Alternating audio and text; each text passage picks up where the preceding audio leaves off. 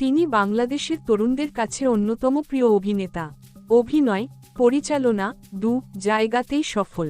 আজ জানব bachelor point খ্যাত কাবিলা অর্থাৎ জিয়াউল হক পলাশের জীবনের গল্প। জিয়াউল হক পলাশের জন্ম ১৯৯৩ সালের ৩রা ফেব্রুয়ারি নোয়াখালীর সোনাইমুড়ি উপজেলার কালিকাপুর গ্রামে।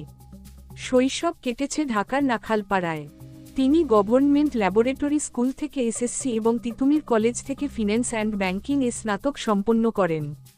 অভিনয়ের আগে পলাশ ক্যারিয়ার শুরু করেন পরিচালক হিসেবে। তিনি কাজ শিখেছেন খ্যাতিমান নির্মাতা মোস্তফা সারোয়ার ফারুকীর কাছ থেকে। পরিচালনা করেছেন ফ্রেন্ডস উইথ বেনিফিট, ঘরে ফেরা, ফিমেল ২ এর মতো জনপ্রিয় নাটক।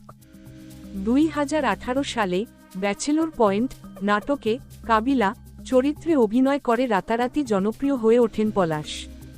তরুণদের হাসি ঠাট্টার মধ্যেও তিনি সামাজিক বার্তা পৌঁছে দেন অনন্যভাবে।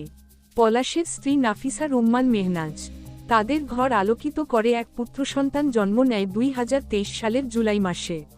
অভিনয় ও পরিচালনার জন্য পলাশ পেয়েছেন সিজেএফবি পারফরমেন্স অ্যাওয়ার্ড। তিনি নিয়মিত যুক্ত থাকেন সামাজিক মাধ্যমে, ভক্তদের সঙ্গে ভাগ করে নেন জীবনের নানা মুহূর্ত। জিয়াউল হক পলাশ একজন অনুপ্রেরণামূলক তারকা, যিনি অভিনয় আর পরিশ্রম দিয়ে মানুষের মন জয় করে চলেছেন। এই ভিডিওটি ভালো লাগলে লাইক, কমেন্ট ও সাবস্ক্রাইব করতে ভুলবেন না।